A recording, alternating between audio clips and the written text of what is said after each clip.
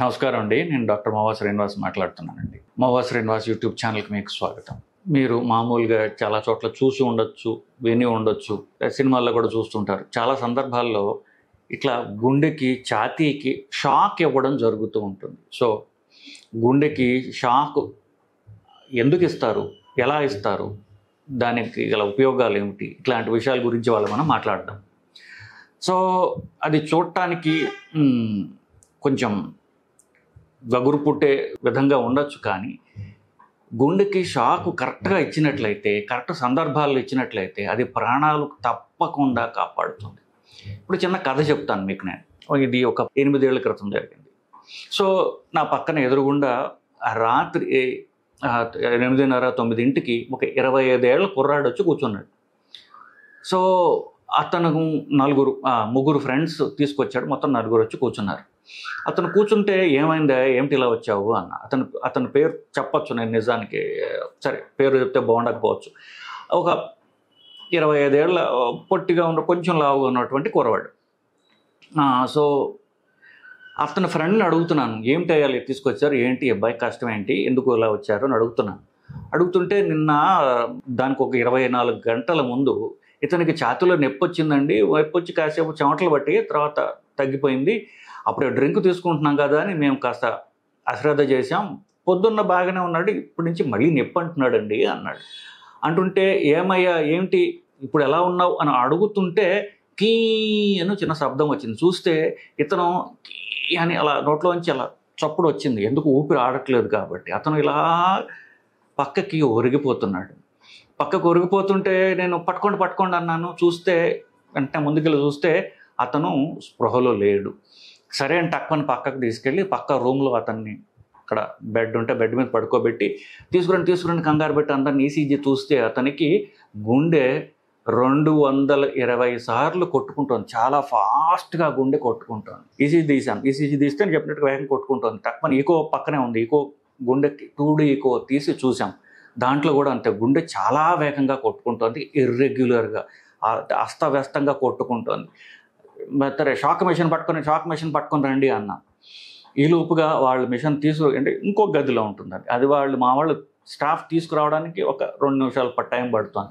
ఈ లోపుగా అతనికి ముందు నుంచి నేను సిపిఆర్ చేస్తుంటే ఈ హఠాత్ పరిణామానికి ఫ్రెండ్స్ అందరూ కూడా షాక్ అయిపోయి అతని పేరు పెట్టి గట్టిగా పిలుస్తున్నారు. రే పిలుస్తుంటే అతనికి ఏమాత్రం చలనం లేదు. పాపం 25 ఏళ్ళ కుర్రాడు, అతనికి ఏమి చలనం లేదు. సో ఈ లోపుగా మా వాళ్ళు షాక్ మెషిన్ తీసుకొచ్చారు, కనెక్ట్ చేశాను, షాక్ చేసి పుట్టికి షాక్ కొట్టాం. షాక్ కొడుతూ ఛాతీలో మధ్యలో ఒకటి, పక్కన ఒకటి పెడతారు. పక్కన 2 పెట్టి నేను షాక్ ఇచ్చాను. షాక్ ఇస్తే పక్కన ఈ ఫ్రెండ్స్ అందరూ షాక్ అయిపోయినారు కదా, ఒరే ఎటోనావు అని అరుస్తున్నారు. నేను షాక్ ఇవ్వగానే ఎవరైతే ఆల్మోస్ట్ గుండె ఆగిపోయిన పరిస్థితిలో ఉన్నాడో అతను చెయ్యి ఇట్లా పెట్టి ఇట్లా అన్నాడు. అంటే వాళ్ళందరూ ఆశ్చర్యపోయేది. అంతమంది ఎంత షాక్ తిన్నారు, ఇప్పుడు అంతే షాక్ తిన్నారు, ఈసారి ఆనందంతో. సో అతను ఇప్పటికీ, ఇది జరిగి 8 ఏళ్ళు అయింది, ఇప్పటికీ ఎంత అంటే ఒక బిలాంగింగ్ తోటి, ఎంతో ప్రేమగా నమ్మకంతో నాకు ఫోన్ చేస్తాడంటే, ఒక్కొక్కసారి అంటే ఒక రకంగా నేను అతనికి ఫ్యామిలీ మెంబర్ని అయిపోయాను. రాత్రి నవ్వొస్తుంది, రాత్రి తాగేసి 1 గంటకి ఫోన్ చేస్తాడు, సార్ ఎటా ఉన్నారు, బాగున్నారా ఇటా అంటుంటాడు. అంటే అంత గౌరవం అన్నమాట. ఎందుకు అతనికే కాదు, అతని చుట్టుపక్కల అందరూ ఫ్రెండ్స్ అందరూ చూశారు. పూర్తిగా జీవం లేకుండా లైఫ్లెస్గా పడి ఉన్నాడు. ఒక్క షాక్ ఇవ్వడంతో లేచి కూర్చున్నాడు. అఫ్కోర్స్ అప్పుడు ఈసీజీ తీస్తే అతనికి హార్ట్ అటాక్ వచ్చినట్టుగా ఈసీజీ తేలింది. వెంటనే ఎమర్జెన్సీలో హాస్పిటల్ షిఫ్ట్ చేసేసి యాంజియోప్లాస్టీ చేశాను. ఇది జరిగి 8 ఏళ్ళు అయింది. ఇప్పటికి చక్కగా ఉన్నాడు, జిమ్కి వెళ్తున్నాడు, అన్ని పనులు చేసుకుంటున్నాడు, ఆనందంగా ఉన్నాడు. అప్పుడప్పుడు వస్తుంటాడు, పలకరిస్తుంటాడు, పరీక్షలు చేస్తూ ఉంటాడు. సో అతనికి ఏం ప్రాబ్లం, ఏ డాక్టర్ దగ్గరికి వెళ్ళినా కాదు మా డాక్టర్ చెప్తాను చేయించుకుంటా అంటాడు. అక్కడి నుంచి నాకు ఫోన్లు చేస్తుంటాడు, మా డాక్టర్ ఉన్నాడు మాట్లాడు అంటుంటాడు. సరే ఇవన్నీ మాకు నడిచేవి బేసికలీ. అంటే ఒక షాకు 25 ఏళ్ళ కుర్రవాడి ప్రాణం కాపాడింది. సో దాని సంగతి చెప్తున్నాను ఇప్పుడు. సో ఇందాక చెప్పాను మాటల్లో, గుండె వేగంగా ఇర్రెగ్యులర్గా కొట్టుకున్నప్పుడు షాక్ ఇస్తాము అని చెప్పేసి. సో అది కథ. నేను ఎంబీబీఎస్ చేసే రోజుల్లో, కొంతవరకు ఎండి జనరల్ మెడిసిన్ చదివే రోజుల్లో కూడా తెలియక చాలాసార్లు ఎమర్జెన్సీ డిపార్ట్మెంట్లో గుండె ఆగిపోతున్నప్పుడు, గుండె తక్కువ కొట్టుకుంటున్నప్పుడు కూడా షాకులు ఇవ్వడం జరుగుతుంటుంది ఎమర్జెన్సీ డిపార్ట్మెంట్లో. ఒకవేళ ఎవరన్నా మెడికల్ డిపార్ట్మెంట్లో వాళ్ళు ఆ బ్యాక్గ్రౌండ్ ఉన్న వాళ్ళు వింటే వినండి, గుండె తక్కువ కొట్టుకుంటే ఇచ్చేది షాక్ కాదు, అప్పుడు షాక్ పని చెయ్యదు, అప్పుడు మీరు సిపిఆర్ మాత్రమే చెయ్యాలి. గుండె వేగంగా కొట్టుకుంటూ ఎస్పెషల్లీ గుండె వేగం పెరిగి బీపీ తగ్గిపోతుంటే అప్పుడు మీరు గుండెకి షాక్ ఇవ్వాలి. సో గుండెలో మీకు తెలిసినట్టుగా 4 గదులు ఉంటాయి, పైన 2 గదులు, కింద 2 గదులు. సో పైన 2 గదుల్లో ఎక్కువగా కొట్టుకుంటున్నా, దానివల్ల ఎక్కువ కొట్టుకుంటున్నా, అంతకంటే ముఖ్యంగా గుండె కింద ఛాంబర్స్లో కనుక ఫాస్ట్గా కొట్టుకునే తత్వం వచ్చి గుండె వేగంగా పరిగెడుతోంది అనుకోండి, మీకు నిమిషానికి 60 సార్లు పరిగెత్తడం అలవాటు. అదే గుండెని 220 సార్లు 200 సార్లు నిమిషానికి పరిగెత్తిస్తున్నారు అనుకోండి, అలసిపోయి పడిపోతుంది కదా, పడిపోతే అది బీపీ జనరేట్ చేయలేదు. సేమ్ అంతే, గుండె విపరీతంగా పరిగెడుతుంటే ఆ పరుగులు అది పని చేయలేదు, సో బీపీ ఉండదు. సో ఆ బీపీ ఉండకపోవటం వల్ల వీళ్ళు కళ్ళు తిరిగి పడిపోతారనమాట.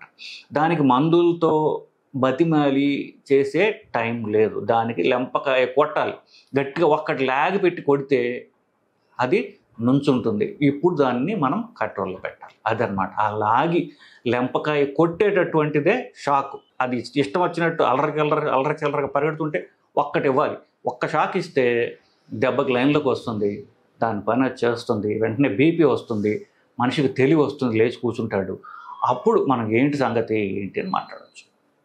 సో ఇది ఈ షాక్ ఇవ్వడం అనేది మన ఇంట్లో ఉన్నటువంటి షాక్ దానిలో వేలు పెట్టడం లాగా కొన్ని సినిమాల్లో చూస్తుంటాం. ఇన్ఫ్యాక్ట్ టామ్ క్రూజ్ ఒక సినిమాల్లో, మిషన్ ఇంపాసిబుల్ అనే సినిమాల్లో చేశాడు, ఆయన నోట్లో నాలుగు కరుచుకోకుండా ఏదో పెట్టుకుని వేలు తీసుకెళ్ళి కరెంట్ దానిలో పెడతాడు, షాక్ వస్తుంది, అప్పుడు అతను లేచి కూర్చుంటాడు, అలా చూపించాడు. కానీ అలా జరగదు. ఎందువల్లంటే మనకి షాక్ ఇవ్వడానికి వేరే మిషన్ ఉంటుంది. ఆ మిషన్ ఏం చేస్తుందంటే దానికి ఒక బ్యాటరీ ఉంటుంది, ఆ బ్యాటరీలో అది కరెంట్ తీసుకున్న బ్యాటరీ స్టోర్ చేసి పెట్టుకుంటుంది. ఆ స్టోర్ చేసి పెట్టుకున్నటువంటి బ్యాటరీ నుంచి మనం గుండెకి మనం అనుకున్నంత మోతాదులో ఎంత ఇవ్వాలని 50, దాన్ని జోల్స్ అంటారు, జోల్స్, JAULES, 50 పవర్ ఇద్దామా, 100 ఇద్దామా, 200 ఇద్దామా, 300 ఇద్దామా, ఇట్లా అవి మనం ఇచ్చుకుంటూ పోవచ్చు. సో యూజువలీ గుండె కింద ఛాంబర్స్ నుంచి కనుక వేగంగా కొట్టుకుంటారు, దాన్ని వెంట్రిక్యులర్ టాకికార్డియా అంటారు. ఇది చాలా తీవ్రమైనటువంటి సమస్య, దీనివల్ల ఇమ్మీడియట్గా ఎక్కడొక్కడ కొలాప్స్ అయిపోతారు. ఒక్క 5 నిమిషాల్లో గనక మనం షాక్ ఇవ్వకపోతే ప్రాణాలు పోతాయి, సమస్య లేదు దీంట్లో. సో అట్లాంటప్పుడు 200 జోల్స్ ఇస్తారు. కాదు గుండె పై ఛాంబర్స్ నుంచి ఎక్కువ కొట్టుకుంటుంది అనుకుంటున్నప్పుడు 50 జోల్స్ 100 జోల్స్ ఇస్తే సెట్ అవుతుంది. ఇట్లా నాకు ఇంకొక ఎగ్జాంపుల్, మాకు బాగా కావాల్సిన ఆవిడ ఒక ఆవిడ ఇలాగ వేగంగా కొట్టుకుంటూ ఉంటుంది. ఆవిడకి ఒక 4 రోజుల పాటు అలాగ ఉండి నా దగ్గరకు వచ్చింది, ఈసీజీ చూసి మా మీకు షాక్ ఇవ్వాలి, నాకు షాక్ ఇవ్వాలి అంటే, షాక్ అంటే చాలా తీవ్రమైనదే కదా, వీళ్ళు షాక్ అవుతారు, మెంటల్ షాక్ అవుతారు. కాదమ్మా ఇది చాలా సింపుల్ అని చెప్పేసి ఐసీయూలో పడుకోబెట్టి చిన్న మొత్తం మంది ఇంజక్షన్ ఇచ్చి 50 జోలు షాక్ ఇచ్చాను, చక్కగా లేచి కూర్చుంది, ఆ గుండె దడపోయింది, బీపీ ఇంప్రూవ్ అయింది, సెట్ అయిపోయింది బండి. సో ఇట్లాంటిది అనమాట. సో ఇవ్వడానికి చెప్పినట్టుగా ఒక రకమైనటువంటి మెషిన్ ఉంటుంది, ఆ మెషిన్లో బ్యాటరీలు స్టోర్ చేసి పెట్టుకుంటూ ఎనర్జీ స్టోర్ చేస్తుంది, దానిలోంచి ఎంత కావాలో అంతే మోతాదులో షాక్ ఇస్తాం. గుండెకి అటు ఇటుగా ప్యాడిల్స్ పెట్టి షాక్ ఇస్తారు. గుండె ఎడం పక్కన ఉంటుంది కాబట్టి గుండె మధ్యలో కానీ కుడి పక్కన కానీ ఒకటి పెట్టి, గుండెకి కింద భాగంలో ఇంకొక ప్యాడిల్ పెట్టి 2 పెట్టి ఇట్లా షాక్ ఇస్తే ఈ రెండింటి మధ్యన కరెంటు ప్రసారిస్తుంది. ఆ కరెంటు ప్రసరించే మధ్యలో గుండె ఉంటుంది అన్నమాట. సో గుండెకి అటు ఇటుగా పెట్టి షాక్ కొడితే ఈ రెండింటి మధ్యన కరెంటు గుండె ద్వారా పాస్ అవుతుంది కాబట్టి గుండెలో ఉన్నటువంటి అబ్నార్మల్ రిథమ్స్ అన్ని కూడా దెబ్బకి సెట్ అయిపోతాయి. సో ఎవరన్నా అపస్మారక స్థితిలో ఉన్నప్పుడు షాక్ ఇచ్చి ఇది ఒక ప్రోటోకాల్ ఉంటుంది. ఏమిటి, ముందు సిపిఆర్ చేస్తూ మన ఆ మిషన్ తెచ్చే లోపల గుండెని పని చేస్తుంటా, గుండె నొక్కుతూ ఉంటే గుండెలో ఉన్న కొద్దిపాటి రక్తం మెదడుకి వెళ్తూ ఉంటుంది. మెదడుకి రక్త ప్రసరణ మెయింటైన్ చేయకపోతే వాళ్ళకి అపస్మారక స్థితి, కోమలకు పోతారు వాళ్ళు. సో ముందు సిపిఆర్ చేస్తూ ఈలోపు గుండెకి అరేంజ్ చేసుకుని మిషన్ గుండెకి షాక్ ఇచ్చి మళ్ళీ వెంటనే కాసేపు సిపిఆర్ చేసి చూస్తాం, నాడి చూస్తాం. సో ఈ మెదడుకు పోయే రక్తనాళాలు మెడ ద్వారా వెళ్తాయి కాబట్టి ఈ గడ్డం కింద వేలు పెడితే మీకు నాడి తెలుస్తుంది. ఈ నాడి తెలుస్తోందంటే మెదడుకి రక్త ప్రసారం జరుగుతుంది. షాక్ ఇచ్చిన తర్వాత గుండె మొదలవుతుంది కదా, అప్పుడు మనం చూస్తే రక్త ప్రసారం మొదలైందా లేదా అని చూసుకుంటూ ఉంటాం. ఈసీజీ ఉంటే ఆఫ్కోర్స్ ఈసీజీలో కనిపిస్తూ ఉంటుంది. రక్త ప్రసారం మొదలైపోతే బయటపడ్డాం. సో బీపీ తక్కువ ఉంటుంది, ఎందుకు గుండె సడన్గా ఒక్కసారి రికవర్ అయింది కదా, కాస్త బీపీ పెంచడానికి మందులు వేస్తాయి. దీన్ని ఒక ప్రోటోకాల్ ఉంటుంది, ACLS ప్రోటోకాల్ అంటారు. షాక్ ఇవ్వడం, సిపిఆర్ చేయడం, అసెస్ చేయడం, బీపీ అవి అసెస్ చేసి దానికి మందులు ఇవ్వడం ఇవన్నీ జరుగుతూ ఉంటాయి. సో ఇది ఒక protocol. American college of cardiology వాళ్ళ ప్రోటోకాల్, లేకపోతే బ్రిటిష్ వాళ్ళది ఇలా ఒక ప్రోటోకాల్ పోస్టర్ లాగా చేసి హాస్పిటల్ ఎమర్జెన్సీలో పెట్టుకుంటారు. ఈ కంగారులో మనం స్టెప్స్ సరిగా వెళ్తున్నామా లేదా చూడటానికి. బేసిక్ వీటిల్లో మనం షాక్ గురించి మాట్లాడాం, గుండెకి షాక్ ఇవ్వడం గురించి. చాలా చాలా సందర్భాల్లో ఈ గుండె డాక్టర్గా నాకు కొన్ని కేసెస్ గుర్తుంటాయి. అవేంటి, నాకు ఒక 5-6 కేసులు నాకు ఈజీగా నేను చెప్పగలను. కొన్ని కేసులు అయితే 10-12 ఏళ్ల క్రితం జరిగినవి కూడా.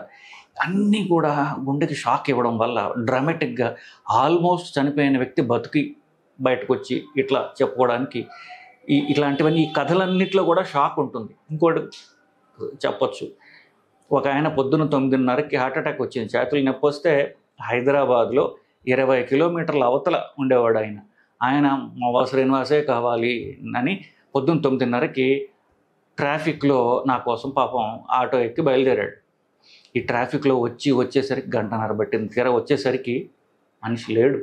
ఆ గుండె వేగంగా కొట్టుకుంటోంది. అక్కడ ఎమర్జెన్సీ పడుకోబెట్టి 8 షాకులు ఇచ్చాం. ఇంకా లాస్ట్ది చూద్దాం, 8 షాకులు ఇస్తే ఆయన బతికిన తర్వాత అఫ్కోర్స్ స్టెంట్ అవి వేసాం. 8 షాకులు ఇచ్చిన తర్వాత ఆయన ఆల్మోస్ట్ 10-12 ఏళ్ళు తర్వాత జీవించాడు.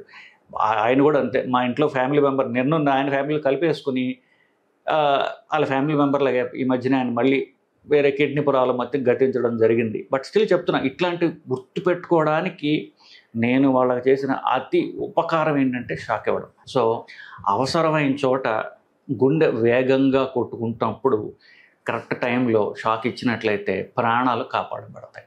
సో షాక్ అంటే ఏమిటి, ఇవన్నీ కూడా చెప్పుకొచ్చాను. అఫ్కోర్స్ మంచి ఉన్నట్టే కొద్దిగా చెడు ఉండొచ్చు. ఏమిటి, షాకు ఇచ్చేటప్పుడు జెల్ పుయ్యాలి. ఒక రకమైనటువంటి జెల్ లాంటి పదార్థం వీటి మీద పోసి ఇట్లా పెడతాం. ఒకసారి ఎక్కువ ఇవ్వాల్సి వచ్చిన డాక్టర్లు కంగారులో ఉన్న జెల్ పుయ్యకపోతే ఇక్కడ చర్మం కొంచెం కాలుతుంది. ఆ మంట కొంచెం తర్వాత కొంతకాలం ఉండొచ్చు. ఇది తప్ప సీరియస్ ప్రాబ్లమ్స్ ఉండవు.